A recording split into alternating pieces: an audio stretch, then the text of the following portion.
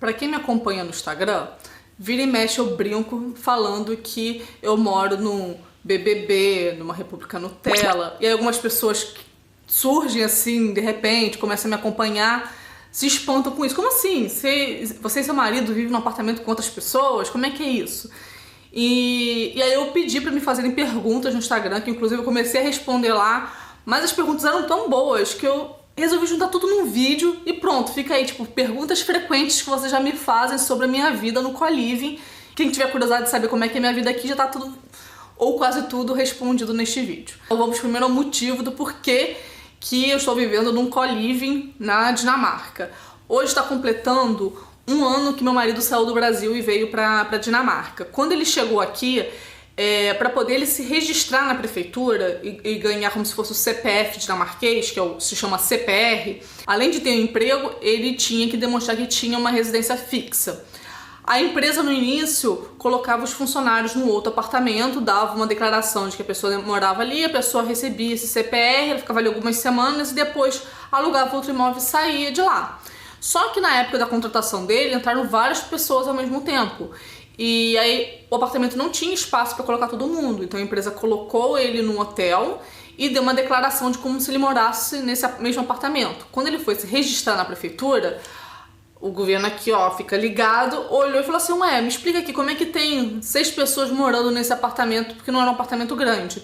E aí meu marido acabou comentando que ele não estava no apartamento, que ele estava no hotel. Aí o funcionário do governo falou assim: não, então você não pode receber o CPR porque você tem que ter uma residência fixa e tal. Aí ele falou: mas agora como é que eu faço? Porque alguns imóveis pra gente alugar, você já tem que ter CPR, e tem outros imóveis que te dão essa declaração, né, de que você está morando ali, e você pode retirar esse CPF na prefeitura. Aí ele pegou, aí o próprio funcionário lá comentou que existia essa empresa, né, é uma empresa de co-living, que ela aluga um quarto, você paga uma taxa, né, você paga um aluguel para essa empresa e fica morando ali, você consegue ter esse CPR, e depois, se você quiser mudar, depois de 3 meses você podia mudar, porque o contrato mínimo era de 3 meses. E aí foi o que ele fez. A gente procurou correndo um apartamento, a nossa ideia era entrar aqui, ele entrar, eu logo em seguida, quando viesse pra cá, via pra esse apartamento, a gente se registrava na prefeitura com o número do CPR e o cartão de saúde, né? A gente ia se mudar pra outro imóvel e ficar lá. Só que existem vantagens, vocês vão ver ao longo do vídeo, né? Existem vantagens em se morar aqui, e a gente foi ficando, e a gente tá aqui já é praticamente um ano. Eu sei que no início, quando eu falo para as pessoas que moram, né, num apartamento compartilhado, algumas pessoas que tem na cabeça logo é morar numa república, como as repúblicas de época de faculdade no Brasil, ou numa pensão, uma coisa assim. Então as pessoas já logo torcem o nariz, tipo, nossa, mas que ruim, deve ser muito ruim, né? E as pessoas não se imaginam morando aqui e tudo mais. Mas depois que eu começo a contar um pouco mais como é a experiência, muitas pessoas mudam de ideia. E aí eu quero saber no final desse vídeo se vocês vão mudar a ideia de vocês também sobre a vida no co-living, se vocês morariam aqui ou não. Então vamos para a primeira pergunta mais comum, é sobre a estrutura do apartamento. Como é que funciona? Se a gente tem um banheiro em cada quarto, se a gente, enfim, divide áreas comuns, como é que é? Primeiro, a gente, na verdade, o contrato de aluguel nosso é com uma empresa. A gente paga para esta empresa e essa empresa administra o imóvel. E aí esse imóvel que a gente mora atualmente, ele tem 5 quartos e tem a capacidade máxima de até 7 pessoas morando aqui simultaneamente. Já que 2 quartos são quartos de casal, que é esse e o quarto ao lado. E a gente tem 2 banheiros. O apartamento é um apartamento grande, ele tem uns 200 metros quadrados mais ou menos. Então não fica aquela coisa apertada e desconfortável, cada um tem seu espaço. Então a gente divide áreas comuns, que seria a cozinha, a sala e banheiro. Existem 2 banheiros, sendo que 2 quartos de casais ficam com um banheiro maior e os outros 3 quartos ficam com o banheiro menor. E dentro do banheiro tem espaço para cada um. Então, cada um tem sua gaveta, cada um tem sua prateleira, cada um tem seu espaço para colocar suas coisas. Então, e é a mesma coisa na cozinha, cada um tem sua gaveta para guardar as coisas e a prateleira para colocar coisas dentro da geladeira. Outra pergunta é em relação à limpeza. Como é que fica? A gente divide, não divide e tal? O que acontece muito também na ideia de se morar numa república, como na época de faculdade, é essa confusão em relação à limpeza. A gente não tem esse problema aqui porque tem uma pessoa que vem limpar o apartamento. Então, antigamente era 3 vezes na semana, agora é 2 vezes na semana, um número maior de horas. Então vem uma moça aqui, ela limpa as áreas comuns e uma vez na semana ela limpa os quartos e a cada 2 semanas ela troca as roupas de cama e as toalhas. E aí tem uma empresa que vem pegar as roupas de cama e toalha e lavar e devolve tudo lavado pra gente. E a empresa também é responsável, a empresa que a gente, né, com quem a gente tem um contrato, ela é responsável por colocar os suprimentos básicos aqui no apartamento. Então, sal, açúcar, café, chá, macarrão, arroz, essas coisas bem básicas já faz parte, quando a gente, né, aluga, já tem isso aqui disponível pra gente. E também os produtos de limpeza, eles também compram e fornecem. Inclusive hoje chegou aqui no meio dessa crise da quarentena, a gente recebeu inclusive papel higiênico, esse item valoroso para muitas pessoas.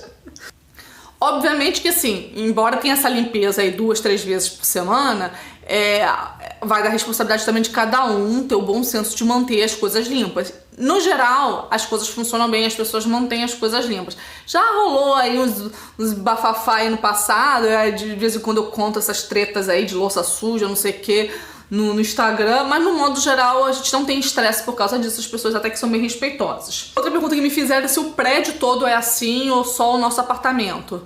Essa empresa, na verdade, ela tem vários imóveis pela cidade de Copenhague, Berlim, Londres, tem outras cidades também. E aqui no nosso prédio tem 3 imóveis que são deles. Outros imóveis aqui do prédio são imóveis residenciais comum ou imóveis comercial, sala comercial, né, tipo escritório. Outra pergunta que também me fizeram é sobre a rotina, né? Como é que é em relação a cozinhar, se cada um faz a sua comida, se acontece de pegarem comida um do outro no armário, na geladeira.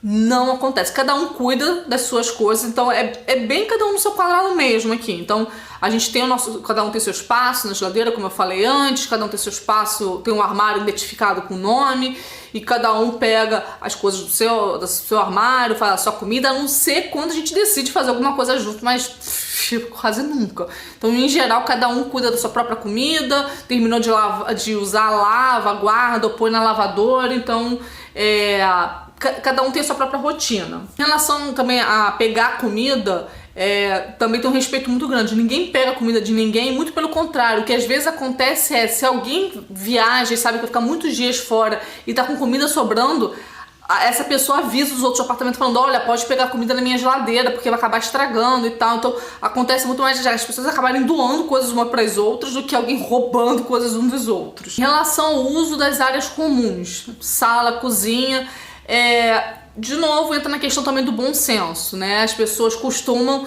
ter um certo bom senso de, ficou algumas horas já na sala, você libera para outra. Tudo assim, é muito regra não escrita, não falada, mas que a gente vai percebendo, que vai entrando no apartamento, vai percebendo o ritmo da casa e vai obedecendo então esse ritmo. Então acontece de algumas pessoas, vou supor, eu e meu marido ficamos lá algumas horas assistindo TV. A gente sai, depois a gente vê que tipo, alguém tá passando pra lá e pra cá, será que a pessoa quer usar a TV? A gente sai e a pessoa fica. Então, e aí tem gente que tem TV no quarto também, ou usa o próprio computador. Então, em geral, também a gente não tem problemas por isso. E também o uso da cozinha segue mais ou menos isso. Só que é uma coisa curiosa. Quando a gente imagina a rotina de pessoas morando juntas, a gente imagina uma família, que geralmente a rotina delas está em conjunto. Mas como são várias pessoas morando numa casa como é aqui, cada um tem a sua rotina. Então, o horário de acordar, de trabalhar das pessoas acaba sendo um pouquinho diferente. Então, por exemplo, de manhã cedo, geralmente eu e o William somos os primeiros a acordar. Então a gente vai, prepara o nosso café da manhã. Tem gente que não toma café da manhã, que sai. Tem um outro casal que, na verdade, eles tomam como se fosse um brunch. Então eles levantam mais tarde ou vão pra cozinha mais tarde, ali no horário próximo do horário do almoço, e fazem uma refeição mais caprichada, como se fosse um café inglês. Eles comem aquilo e aí, então eles não voltam na hora de almoçar para preparar o almoço, porque eles meio que comeram essa refeição mais reforçada no meio da manhã.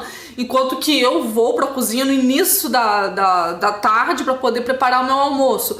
Aí quando tá aqui a namorada a peruana, que é namorada do australiano, ela geralmente vai preparar comida um pouco depois do meu horário. Então assim, meio que cada um começa a perceber a rotina um do outro e vai se encaixando. Então também a gente não tem problema em relação ao uso das áreas comuns, né? Se alguém chega em casa e quer usar a cozinha, o outro tá cozinhando, a gente espera até a pessoa sair. Então as pessoas também que estão lá cozinhando procuram também não ficar eternamente poder deixar outra pessoa usar. E dependendo do caso, a gente pode entrar junto. Lá vamos supor, a pessoa tá cozinhando, mas eu não preciso usar o fogão. Eu pego minhas coisas lá, preparo meu lanche na sala, como, depois ponho as coisas na máquina para lavar. Então acontece também de uma maneira muito tranquila, não dá problema essa questão do uso das áreas comuns com todo mundo em casa. As vantagens e desvantagens de morar aqui. Que aí eu acho que é nessa hora que algumas pessoas acabam mudando de ideia. Quando eu explico, a pessoa fica, realmente, acho que você não devia sair de lá não, tal. Então, em relação ao custo-benefício, a cidade de Copenhague é uma cidade muito cara para aluguel.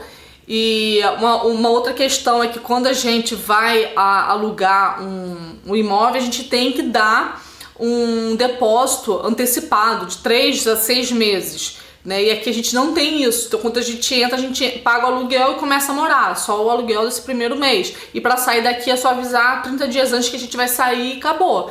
Então essa é uma vantagem. O valor que é cobrado eu acho muito ok para os serviços que eles oferecem, principalmente para localização. Eu moro bem no centro da cidade, então dá para fazer a maior parte das coisas a pé ou de bicicleta, é muito rápido, eu chego rapidamente em poucos minutos nos lugares. Então esse também é um ponto assim, bem favorável. Essa questão de ter um serviço de limpeza aqui no apartamento também, me sinto a pessoa mais rica do mundo, porque é muito caro aqui na Dinamarca para as pessoas terem faxineira em casa. E isso já está incluso no serviço, também é uma coisa que assim, eu não preciso me preocupar com isso, não preciso me preocupar com manutenção. Então o ralo do banheiro entope a gente avisa por um aplicativo, o ralo entupiu, ou então a porta tá empenada, eles mandam alguém aqui para consertar. Então eu nem sei onde que se chamaria um técnico e tal, nada disso, eles que administram. Também essa questão da compra dos itens básicos, não tem que se preocupar com isso, de produtos de limpeza e tal, eles que administram isso também, menos uma preocupação. E uma outra vantagem que a gente acaba tendo também, outro benefício que a gente tem é aluguel de bicicleta com desconto. Então eles têm uma parceria com uma empresa chamada Donkey Republic, que é uma empresa também daqui da Dinamarca, e a gente aluga bicicleta com desconto. Então é muito bom, a gente tem moradia, transporte, tudo com preço muito, muito em conta. E no valor que a gente paga tá tudo incluso, assim, que aqui na Dinamarca existe imposto da televisão. Então uma parada dessa, a gente não paga isso, tá incluso no valor que a gente paga. Aquecimento do apartamento, luz, a gente não tem nem ideia de quanto custa essas coisas, porque é um valor fixo que a gente paga e tá tudo incluso ali. Em relação às desvantagens, a principal pra mim é só a restrição em relação a visitas. Porque a gente precisa avisar, tem um certo respeito, né, para as outras pessoas que moram no apartamento, então não abusar, a gente precisa avisar com antecedência. Não dá para eu receber, por exemplo, a minha irmã e meus 2 sobrinhos, porque senão é muita gente aqui, criança correndo, tem gente que trabalha de casa, então essa para mim seria a pior restrição, né? Só dá para eu receber no máximo 2 pessoas, e a pessoa tem que ficar aqui um período bem curto para poder também não mexer na rotina toda da casa. A questão também de não ter tanta liberdade assim, né? Então, embora eu já tenha visto a cueca de todos os homens desse apartamento, mas eu não mostrei a minha calcinha para as pessoas que moram aqui. Então, não ter essa questão de ter uma liberdade tão grande, às vezes também pode ser um pouquinho chato, tipo, tem que estar sempre, né, vestida pra cá e pra lá. E se divide espaço com alguém difícil, como foi no início, quando a gente se mudou pra cá, tinha um outro casal que era na verdade o cara era uma pessoa muito difícil, aí essa convivência pode ser muito dura, muito penosa. Mas a galera que tá aqui agora, nesse momento, nos últimos meses, é só uma galera muito de boa, então não dá problema. Então, no modo geral, eu não vejo tantas desvantagens de morar aqui. Por último, a dúvida se é opção nossa de morar assim ou não. Então, como eu expliquei no início, foi uma solução rápida que a gente encontrou para poder ter uma residência fixa para as exigências do governo e ter a documentação. Só que depois que a gente começou a usufruir desse benefício, a gente começou a pensar, bem, eu acho que é uma boa a gente ficar aqui para poder economizar um dinheiro, a gente juntar o dinheiro suficiente para poder fazer o tal do depósito lá de 3 a 6 meses. E aí a gente resolveu que ficaria aqui até mais ou menos novembro. Aí foi chegando no final do ano, várias coisas foram acontecendo, a gente achou assim, não, acho que a gente não quer se mudar agora não, vamos esperar passar o ano novo. Então a gente já tinha juntado dinheiro referente ao depósito, tinha juntado dinheiro também pra poder mobiliar um apartamento novo. Mas aí passei por umas questões de saúde também, meu marido também não tava muito legal, aconteceram várias coisas, a gente foi adiando isso. Aí a meta era, até o verão a gente sai do apartamento, até pra gente poder receber visita e tal. Só que agora a gente tá no meio de uma epidemia aí de coronavírus, que eu não sei o que vai acontecer nos próximos meses, então provavelmente a gente vai continuar optando por morar aqui. Então, nesse momento é muito mais uma opção nossa mesmo, a gente já poderia ter saído, a gente tem dinheiro para poder morar já em outro lugar, imobiliar esse outro lugar, mas as circunstâncias têm sido muito favoráveis a gente continuar morando aqui. Tô bem adaptada, adoro a região que eu moro. E pra quem quer saber fofocas, que nem a Letícia aí com essa história da louça, eu já contei essa fofoca lá no Instagram. Tem que me seguir no Instagram, porque lá eu conto essas coisas aí. Aqui eu provavelmente, por enquanto, eu tô pretendendo contar as fofocas de apartamento, não. Agora eu fiquei curiosa pra saber, depois de escutar aí sobre a minha experiência morando aqui, você moraria num co-living? Não moraria? Mudou de opinião sobre o lugar onde eu moro? Algumas pessoas, como eu falei antes, acabam mudando de opinião quando escutam a gente relatar a nossa experiência. Aconteceu a mesma coisa com você ou não?